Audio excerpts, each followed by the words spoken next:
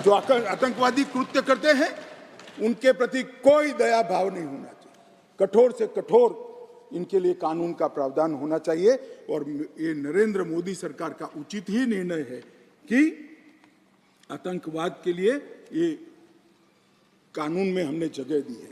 उसके बाद भारत सरकार, किसी राज्य सरकार, विदेश की सरकार, अंतर्राष्ट्रीय सरकारी संगठन के सुरक्षा को बाधित करने वाले कृत्य भी आतंकवादी माने जाएंगे। मान्यवर, मैं नहीं मानता इसमें कहीं पर भी कोई गुंजाइश बची है कि इसका दुरुपयोग हो। और मैं सदन को आश्वस्त करना चाहता हूं, कानून तो लिखी हुई चीज है, इसका अमल करते वक्त अगर कोई इसका दुरुपयोग करता है, जहां तक हमारी सरकार का सवाल है साहब, हम उसको रोकेंगे भी और उसको नसीहत भी करेंगे, सजा भी देंगे।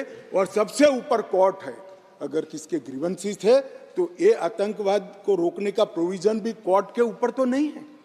धारा लगते ही कोर्ट इसकी मीमांसा करेगी, मगर इसके डर से आतंकवाद को ही न रोका जाए, मैं इस बात से सहमत नहीं हो सकता। मान्यवर, मैं सदन से अपील करना चाहता हूं कि इस धारा को जो मोदी सरकार लेकर आई है, आपका समर्थन चाहिए, आशीर्वाद चाहिए और जीरो टॉलरेंस का एक संदेश इस सदन से जाना चाहिए। मान्यवर, संगठित अपराध की भी पहली बार व्याख्या की गई है। कई राज्य और राज्यतर गैंगे संगठित अपराध करती हैं, इसके लिए कोई विशेष कानून नहीं था। इसके अंदर हमने साइबर अपराध को, आर्थिक अपराध को, भूमि हत्याना को, हथियारों की व्यापार को, डकैती को और मानव लोगों की तस्करी करने व्यक्तियों की मानव तस्करी में, ये सभी को इसके अंदर रखा है। आर्थिक अपराध की भी हमने व्याख्या की है। करेंसी नोट, बैंक नोट, सरकारी स्टैंप का कुटकरण, हवाला व्यवहार और बड़े पैमाने पर वित्तीय कपट और आर्थिक व्यवस्था को तोड़ने के सभी प्रयास, इसको भी आर्थिक अपराध की व्याख्या की तरह पहली बार लाने का काम नरेंद्र मोदी जी कर रहे हैं। और इससे मुझे लगता है कि न्यायपालिका का काम काफी सरल हो जाएगा। मान्यवर,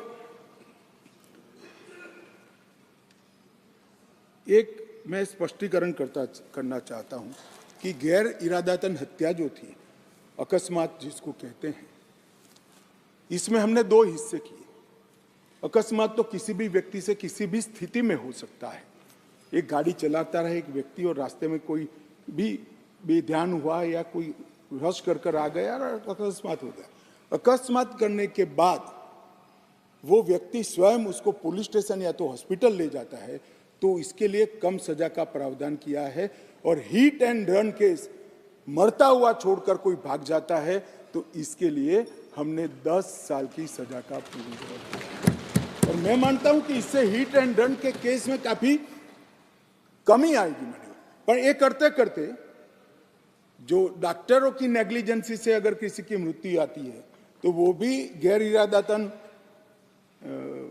हत्या में आ जाती थी, इसकी भी सजा बढ़ गई। तो हमने इसको एक, मैं आज ऑफिशियल अमेंडमेंट लेकर आऊंगा, डॉक्टरों को इससे मुक्त कर दिया है। इंडियन मेडिकल एसोसिएशन ने मेरे सामने रजूआत करी थी, हमने इसको मुक्त करने का प्रावधान किया है। मान्यवर,